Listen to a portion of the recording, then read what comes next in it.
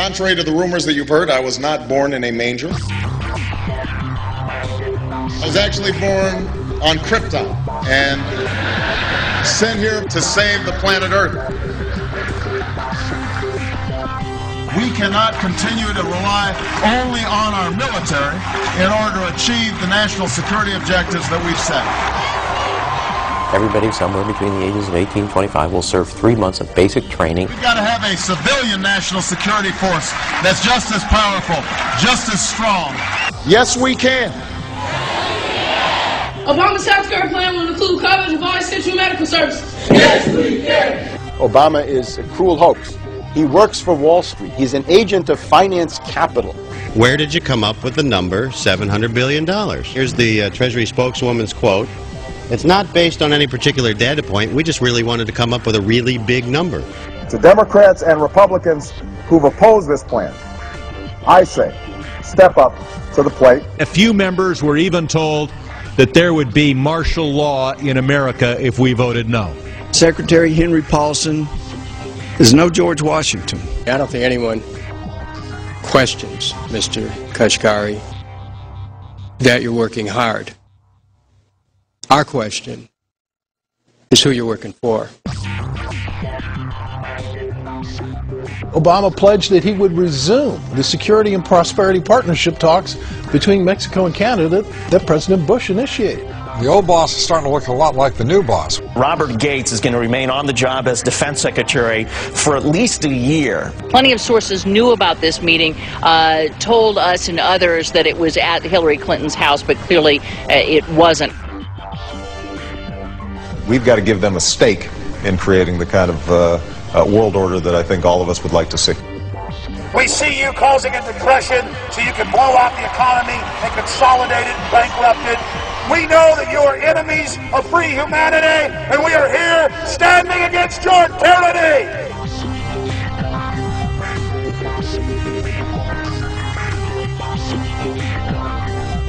The Obama deception. The truth strikes back.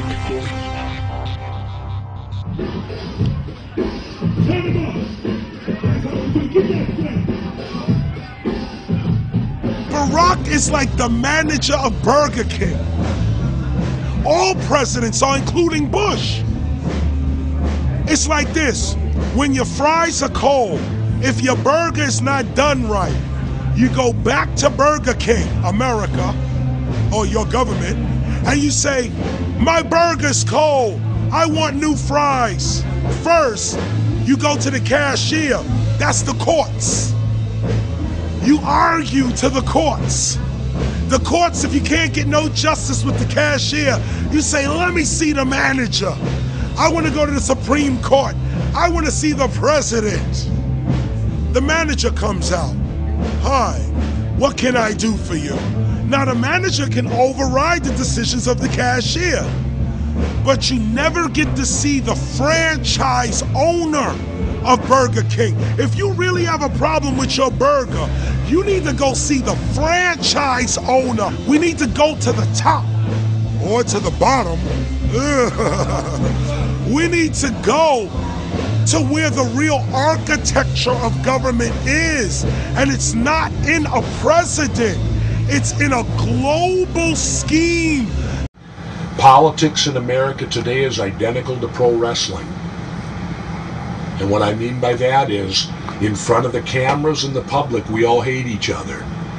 I'm going to kick my opponent's butt, I'm going to whale him from here to high water and beat the crap out of him. Yet behind the scenes, we all are friends going out to dinner. Went to dinner together.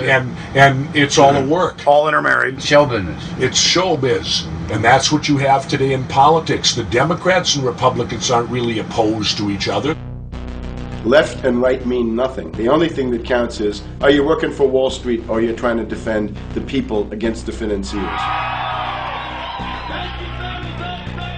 It's pretty obvious that there's some gigantic financial institutions that have been pulling the strings of politicians in this country for a long time. And just the fact that we have it set up where they can donate millions of dollars to these guys' funds, these guys' campaigns. I mean, how do we not expect it all to go bad?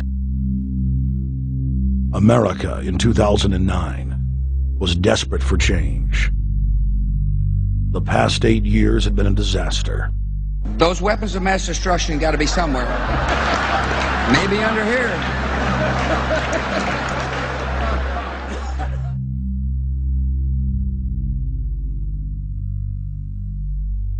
George W. Bush, who had claimed to be a conservative, had tripled the size of the federal government, shredded the Constitution, and destroyed the image of the United States worldwide. Nope, no weapons over there. Endless wars, over 1 million dead Iraqis, and more than 5,000 dead U.S. troops. The Patriot Act, warrantless domestic wiretapping and spying, the end of posse comitatus, the rise of the treasonous North American Union, a deepening recession sliding towards total economic collapse. These factors and other abuses had the American people in a state of panic for their future and the very existence of the United States. The elite were in trouble. The people were beginning to see through their facade, past their front man, and to the ruling elite behind the throne. For the first time in U.S. history, both parties were universally hated. Congress had a 9% approval rating. The globalist agenda had stalled. And then, onto the scene came a man who promised change. Change we could all believe in. Barack H. Obama promised to end the war and bring our troops home fast. He pledged to uphold the Constitution and to stop the federal government from spying on the American people. Candidate Obama told American workers that he was going to get them out of NAFTA and GATT, and he's already breaking those promises. In this film, we will prove that Obama says one thing and does another, and that he works for the very same elite interests that Bush served, the very interest engineering the financial collapse and formation of a dictatorial world government. This film is not about left or right. It is nonpartisan.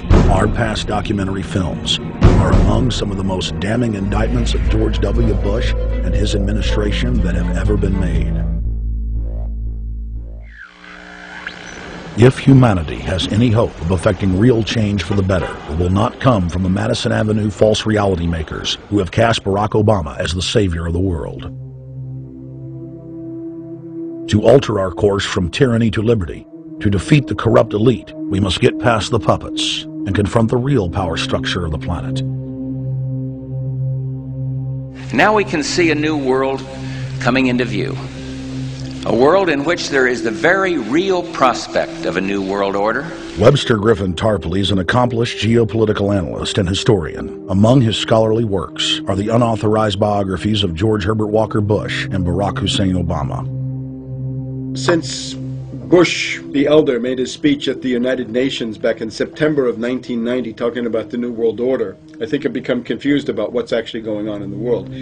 The New World Order is a more palatable name for the Anglo-American world empire. It's the planetary domination of London, New York, Washington over the rest of the world. It's hard to get people to join that or think they have a part in it if you call it the Anglo-American world empire. If you call it the New World Order, then people in India or someplace like that or the European Union might think, well, there's something in that for us too.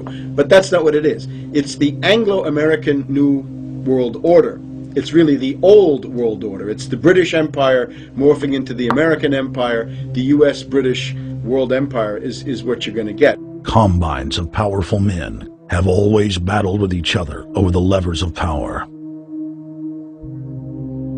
Gerald Celente is recognized as one of the world's foremost trends forecasters and is the founder of the Trends Research Institute.